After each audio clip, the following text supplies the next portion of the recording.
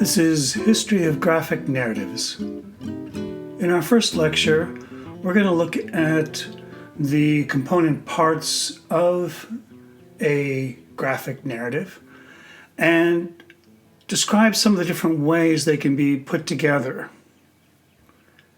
To begin with, one of the things that's interesting about the idea of this sort of graphic narrative is that it's both a picture and a story. In a picture, we see more or less all at once, and yet a story is something we see over time.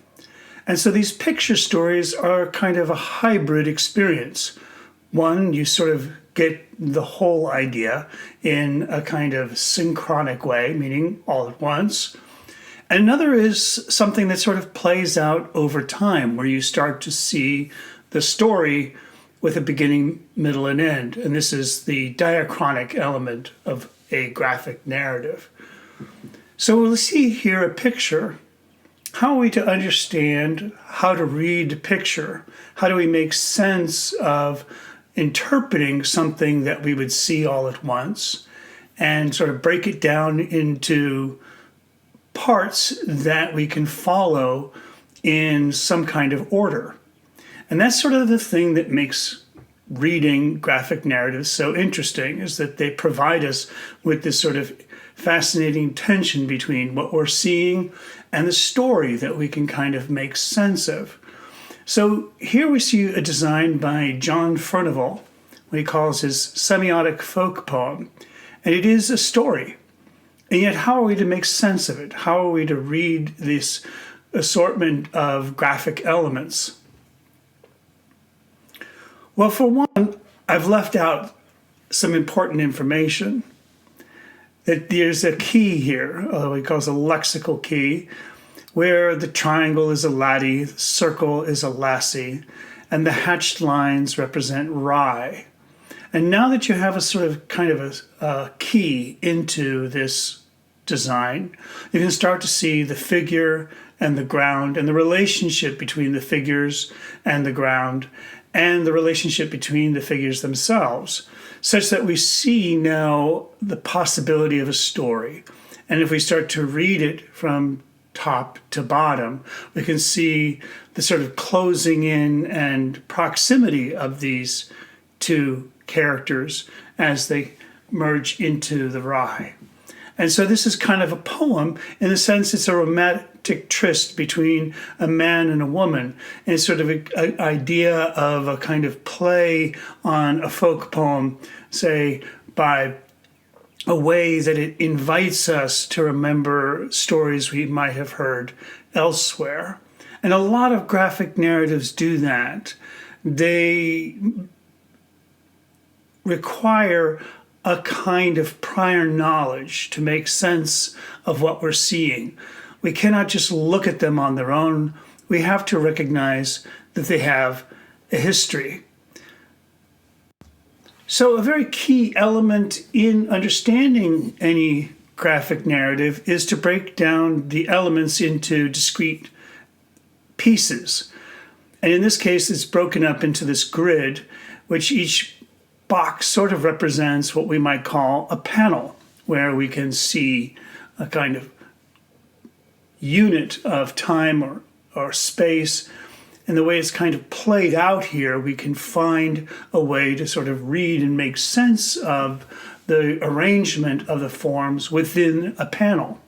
And this is a very common strategy, especially in contemporary comics, that the panel becomes the sort of basics of measurement that we have to kind of compare action as it unfolds. So we're going to be talking about 4 different kinds of narrative images. And within each of these 4 different kinds, there's quite a variety of different approaches within these different kinds. But just to start with, we'll start with this idea of one image that is telling a story. And how it does that is by sort of implicating or suggesting other stories that may be already known, since we have this idea of the sort of the blue squares, the actual picture we're looking at, and the lines are the pictures that one picture is sort of suggesting, that ideas or things we might be already familiar with. Then we're going to talk about groups. And here we have a variety of pictures that do not have any particular order, and yet collectively they possess a kind of theme or an idea that might suggest several stories, depending on how you move through the group. Then we'll talk about the series, where you have a deliberate order of pictures that follow one after another, and that the regularity of that suggests an even movement of time. Sort of you have that progress across a series of images. And then lastly, perhaps the most complex and modern of the narrative strategies is what we call a sequence. And this really depends on all the three prior ones. It kind of mixes and matches and puts together different kinds of narrative strategies. And because of that, it's incredibly complicated the way we read these and the way we make sense of them. The size of the pictures, the relationship between the pictures, all these kinds of choices that can go into building a sequence make it one of the most rewarding and enriching of reading experiences. So, those are the four basic kinds. And within each of those basic kinds of narrative, we're going to look at a variety of different strategies and approaches. And the best way to think about those different strategies within those types are to think about what are the characters, what are the actions, how are the actions framed into events or scenes. So these sort of units that might appear within the picture that help us understand the movement of the action. And of course, we're always looking for this idea of the kind of visual unit or panel that might sort of help us group characters, actions, events, and scenes. And so we get a sense of a place or a sense of how much time has passed. Let's look first at this picture by Sandro Botticelli from the Inferno, chapter 17, from 1490. In this picture, we see Virgil and is leading his charge down into hell. And we see them several times here. There's a group of them 6 times in the picture. And they're moving through there. Now, there is really just one picture here, but they are sort of actively repeated throughout the picture, such that we have a sense of different kind of units within one picture. And so they create themselves within this one picture separate units of movement. And so this is sort of what we call visual nuclei, which is where within a picture there might be smaller discrete units that subdivide the picture. So we're not just looking for actual visual frames, we're often looking for compositional ways in which the picture might be subdivided. Now, in a modern comic, a lot of that subdivision is already done for us. We have these panels, and we know that within a panel sort of represents a scene or an action or an event that is separate from the other events. And this is a convention that we've come to accept. Now, to explain narrative further, I need you to understand 2 very important ideas. One is this idea of a fable. A fable is the story that is being told. The narrative is the particular way in which that story is told. So take, for example, this comic here by Charles Schulz. He made many of these just at the start of football season. He often would retell this story, this fable, of Charlie Brown being invited to kick the football by Lucy, who coaxes him into a kind of trust. And as he tries to kick the ball, she pulls it away and he falls to the ground. And this is the basic fable. And everyone reading this year after year would sort of understand and begin to expect this to happen at this time. And the way he changes this basic fable is through this narrative. His choice of dialogue, his choice of interactions, the sense of conflict that emerges is unique to this particular example of the fable. So we all understand the fable here, but it was the narrative that comes and is new each time we look at it. So what I'm going to do now is I'm going to show you a whole range of different kinds of ways of telling a story, narratives.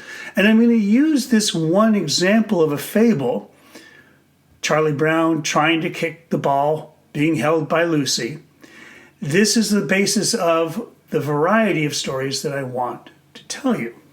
So, to begin with, let's try and tell this story, this fable, in one picture, in what we call a monoscenic narrative.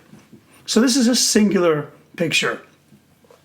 And if I were to choose one picture that would clearly sort of say what this story is all about, I would have this one I'm showing you now, where there's no repetition of characters, a single action clearly shown. And here we see Charlie Brown missing the ball, Lucy clearly pulling it out of the way, and Charlie Brown crying in his dismay, she did it again, suggesting this is not the first time he has been fooled. We see all the action laid out before us. Now, to really understand and appreciate this story in this one picture, we really sort of have to know the fable. And monoscenic narratives depend a great deal on our prior knowledge of the fable. And that's one of the parts that we enjoy about them, is that they introduce us to a story in a way that triggers our memory of the story. Now, this is a fairly obvious selection, one that's fairly clear and easy to understand. It doesn't tax our memory of the story or the fable that much. If I were to choose this picture, this is a much more subtle picture. It's a picture that allows us to understand some of the sort of deeper machinations of the fable by just showing us this picture. If you really know the fable and you anticipate that Lucy is here to trick him into trying to kick the ball, then this is the story. This is the monoscenic narrative that I think is even more effective. Now, here is an example of a monoscenic narrative way back in history. This was made in Athens by a very famous painter, Exekius. And he's chosen one picture to tell this huge story of the Trojan War, okay, as composed by Homer. And in this one picture, we see Achilles here, who has, in battle, taken his spear and is just about to defeat this warrior queen, this Amazonian queen, Penthesilea. And in this battle, you see his spear is raised, his point is right at her neck. She is about to die. And you see their eyes locked. Her spear is raised, ineffectually crossing over his body, but she is clearly in a prone position, unable to defend herself against Achilles' wrath and battle fury. What's so extraordinary about this picture is if you didn't know the story, you would think, oh, yeah, that's a pretty dramatic picture. And it sure looks like this character, the female warrior, is about to die. But if you know the story, you understand there's an even deeper meaning to this particular moment that is very significant.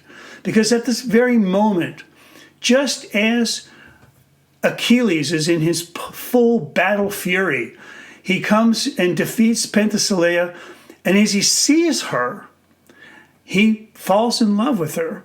But he's in this battle mode, and he cannot stop himself from killing her. And he is so distraught of having killed her, this woman he has suddenly fallen in love with, that he quits the battlefield and refuses to fight, and throws the whole future of the war into doubt. And so this is a really pivotal moment in the story, so that somebody who knew the story already would be deeply moved by this depiction, because it shows it so powerfully. Not only Achilles coming in for the kill, but also Penthesilea and the way their eyes meet, and the way her spear, though it doesn't wound him, actually crosses symbolically his heart. Another way in which this sort of idea of a monoscenic narrative can create a kind of powerful single image.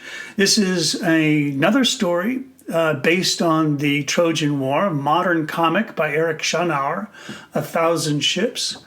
And in this, we have this very, again, pivotal moment where Paris has brought Helen back to Troy.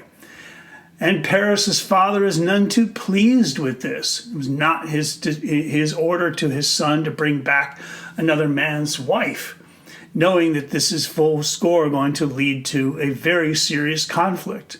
And so here Helen pleads for her admittance into the city. And this is a kind of this pivotal moment in the battle. Now, in this single image, Eric Schonauer has created a series of individual panels, sort of fragmenting the scene. It makes it easier for us to read the dialogue and follow the path of the story from one point to another. But it also does a very important thing. It creates this kind of divisions that symbolically separate Helen from the people of Troy, and her appeal to be integrated and allowed to enter the city. You see how her dialogue slowly kind of creeps over to the other side of the panel. It's a really ingenious way in which a picture can talk about this moment in a number of different ways. Going deep back into the past, I want to talk about 11th century Japanese picture, The Tale of Genji. Here's another example of a monoscenic narrative. This is a chapter from the book of Azumaya. And in this moment in the spring, the ladies are taking down the winter clothings and drapery and preparing for the lighter spring decorations, and the queen is there, and she's having her hair taken care of and have a story read to her. In all the excitement and pleasantries of the moment, someone has accidentally left this door open. And this seems like an innocent enough fault in this happy moment, but it also leads to a very ominous moment where a man passing on the outside of the women's quarters is able to peek in and see the woman reading. And he is so taken by her beauty, he plots to overthrow her. He eventually seduces her, he gets her pregnant, and she eventually commits suicide. So again, in this happy, carefree moment, this simple act of leaving the door ajar is this sort of ominous signal to people who know the story that something terrible is amiss. Now let's talk about another strategy in graphic narratives, the idea of a group of images. There are a couple of different ways in which groups occur, but they always have this sort of non-temporal quality. The time and the relationship of the elements is not fixed. So how we move through the picture or how we understand the story usually is a kind of buildup of thematic elements. So you have to sort of think of everything sort of happening at the same time, or the differences in time are immaterial to understanding the story. To begin with, let's look at the panoramic narrative. Here we see, imagine a single scene. It's a football game, and all the Peanuts characters are all playing football. And we can see by each of them their different relationships to the game, and their personalities are exposed, and their strengths and weaknesses are revealed. Of course, we also see Charlie Brown completely failing at playing the game. And so Charlie Brown's failure is in sort of seen and a kind of panorama view of the whole play of different characters at this time. There's no repetition of characters, and everything is sort of happening all about the same time. We're seeing the football game kind of just sort of happening. Now, to think about this kind of panoramic narrative, in ancient times, this would have been like a battlefield. And where you would see two armies kind of meeting. And rather than showing all of one army and all of another army sort of meeting in the middle, you mix it up. You put the battle scenes into these sort of visual nuclei. And so this allows for us to kind of see discrete moments in the battle where the two sides are fighting. And this is famously shown on the Acropolis in what's called the Gigantomachy, which is the battle between the gods and the Titans. Now, this kind of narrative has also appeared more recent times. Here we see a front cover of Police News from the 19th century. And in this is a selection of images that represent all the events of the day.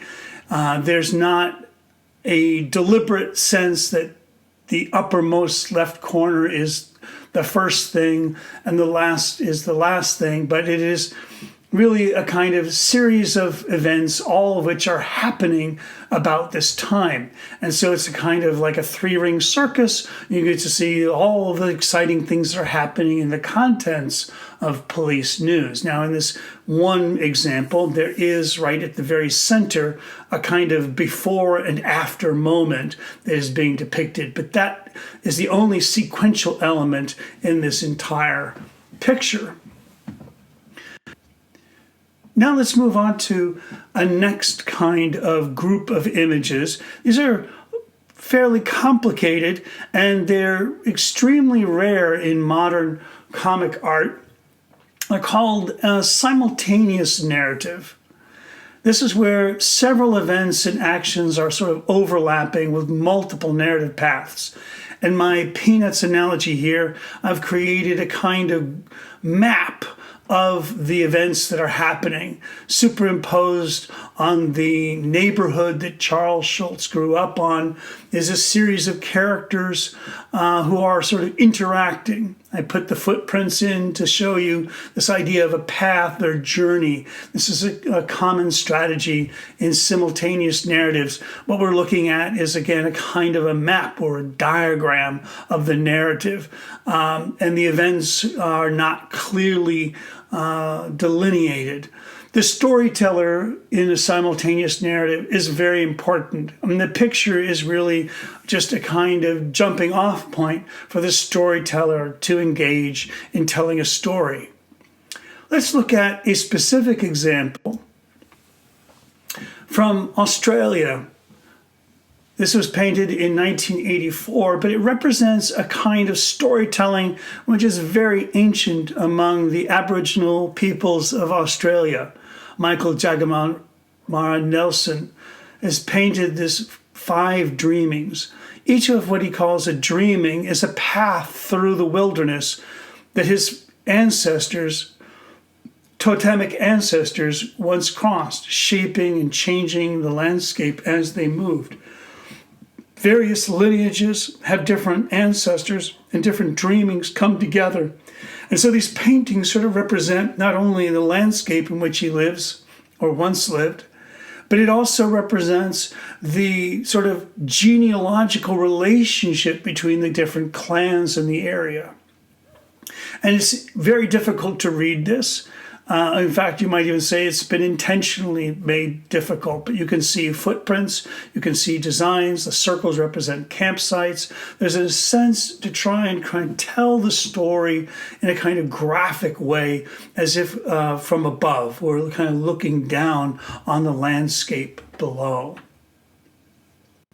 Another very powerful way that this sort of is often told is through cave paintings, and what we know of cave art often has this sort of multiple possible narratives within it. This is a very large composition, built at Canada, called the Retreat Up the Hill Battle on Writing on Stone. And this is a very famous site where there are thousands of petroglyphs across these rocks. In this example here, we see a battle between various warring tribes. Now, to read this story, again, would take the specialized knowledge of somebody who has been taught how to read this. And so these kinds of stories are more like mnemonic devices. They're paintings that are used to kind of spur the memory of the storyteller and allow the storyteller to embellish or to divert and include elements as needed in their storytelling. A couple of artists who have worked recently start to use and explore the ambiguity of the simultaneous narrative. Here, Tom Phillips has painted out the words on a page from a book called The Human Document. And in it, he has created a sense of possible interactions between the sort of dialogue. And it is a sort of retelling of Hamlet. You can see how he's sort of painted out and selected different words and linked them together in sort of a non-linear way. And this is kind of both a mixture of poetry and a mixture of painting, creating this sort of troubled ideas present in the play Hamlet by Shakespeare. Here's another really interesting example, again, very much a map. And you can kind of read it. The roller coaster allows your eye to follow the path from beginning to end. But as you can't follow it that clearly, there's elements that sort of divert and move off and show you different aspects of this in this story narrative. They add humor and complexity such that you're not just sort of reading it from one point to the other, but your eye kind of wanders over the whole thing in a very loose way. The sense of this is all happening at about the same time, as there's no, deliberate, clear sequence of action that is outlined for you. Here's another example by Chris Ware, using this idea of the simultaneous narrative. This was published in New Yorker magazine. And while there's some progression going from the upper left to the lower right in our previous one, there is no one way you really can read this. Your eye kind of pools and pauses over different aspects of this story. The story that's sort of focused on this young soldier who is pictured in the center.